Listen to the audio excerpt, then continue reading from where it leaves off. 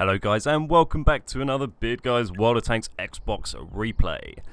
Today I am taking out my Batchat and I'm just going to pause it here as the round starts before we crack on. So this is a bit of a strange replay to bring you guys maybe for a Batchat. It's not super high damage, but I thought it was really nice because it's on Malinovka Assault, which is a bit of a stickler, not the most popular map in the world. And I think a lot of people struggle with playing this, and I do a lot of the time as well. And this round worked out really well for me, mostly because of positioning and map awareness. And so normally, we'll start again. So normally this north side here, the north spawn, is kind of the weaker side. You just get rushed from the people moving down from the red spawn number 3 and sort of B5, C5 area. But let's crack on, and here we go. We'll unpause. And we'll see what we can do to counter that.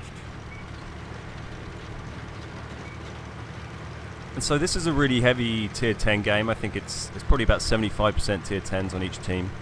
We do have a light tank who actually kind of comes up a similar position to me, but thankfully doesn't compete me for this bush. This is what I was aiming for.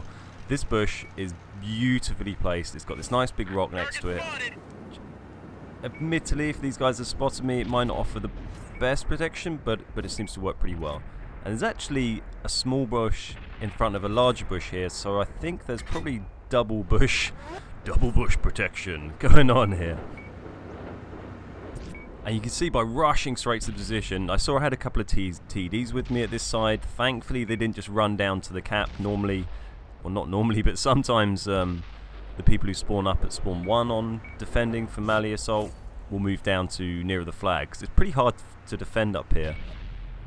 I think there's sort of 2 or 3 rocks on this field, and if you're not behind one of them, then you've got to sit right at the back near the water to get in any kind of cover. And so I kind of, and our light tank just got taken out by the Jaegeru, so I am now kind of taking on the role of light tank for our team. We've got 2 other mediums, we've got no light tanks, no other Batchats. And the enemy also has no light tanks at all, which helps me out a lot. Though they do have a Batchat.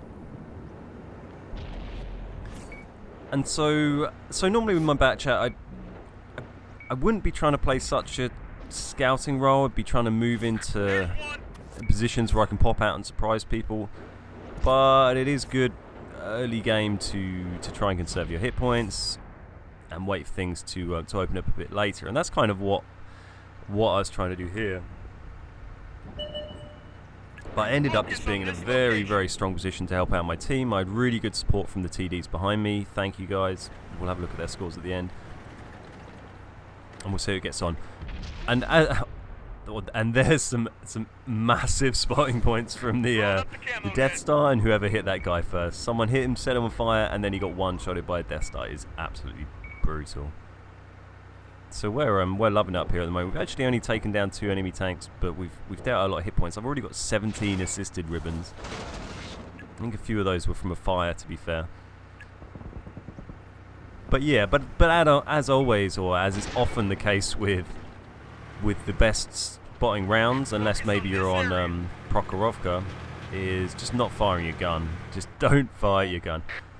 So I decided I wanted to push on a little bit to respot these guys. I was trying to get behind that bush, and then my plan was if I got spotted, which I did straight away, get down into this little gully, and then I think I'm pretty much safe from fire, apart from maybe artillery. And then I've got loads more bushes down here that I can work with. Work the bush, guys. It's all about the bush.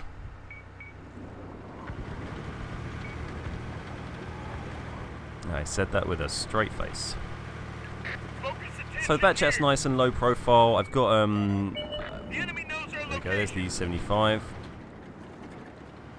I'm just trying to keep myself as low down as I can to stop them getting shots at me, shuffling around a bit. Hopefully enough to stop the RT hitting me. And thankfully it doesn't seem like the RT bothers trying to go for me at all. A lot of RT players won't really bother going for the small fast tanks. They'll just stick with the big fat juicy targets, which can normally be probably a better use of their time than trying to hit light tanks and Batchats and that kind of thing. especially with high tier artillery where your aiming reticule is massive and Batchat is barely a dot in the middle of it.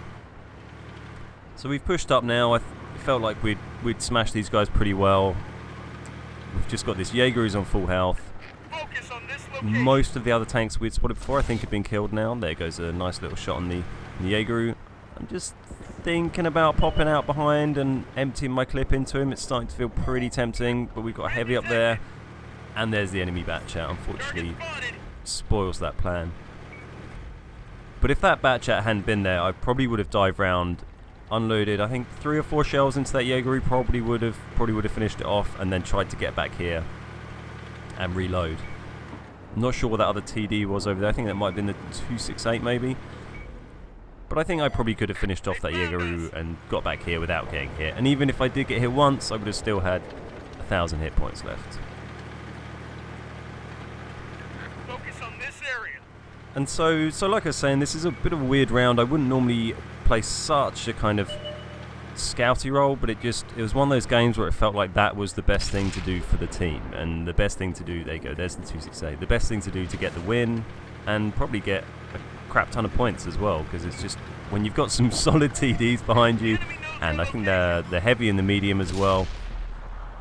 So here's the enemy Batchat. So he misses one. I don't like to fire too much on the move because the accuracy is shocking. He gets one in. I managed to aim one and put 2 shots into him.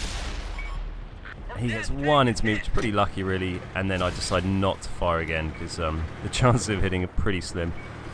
So he gets taken out very nicely, which is very useful for me. He was really my biggest threat on the map because he has the maneuverability to chase me down when I'm trying to flank people.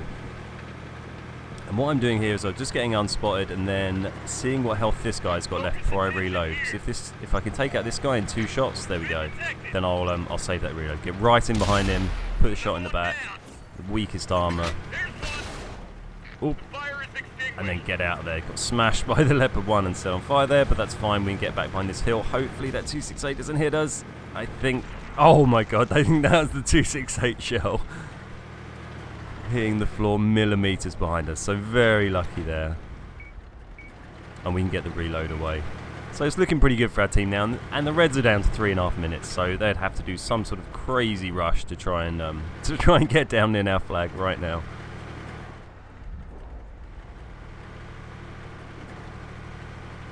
But I'm on pretty low health now. I'm a 1 shot to most tier 10 tanks, I imagine. It's probably most of their heavies, and if they've got E100s be able to 1-shot me, that 268 could by all means 1-shot me.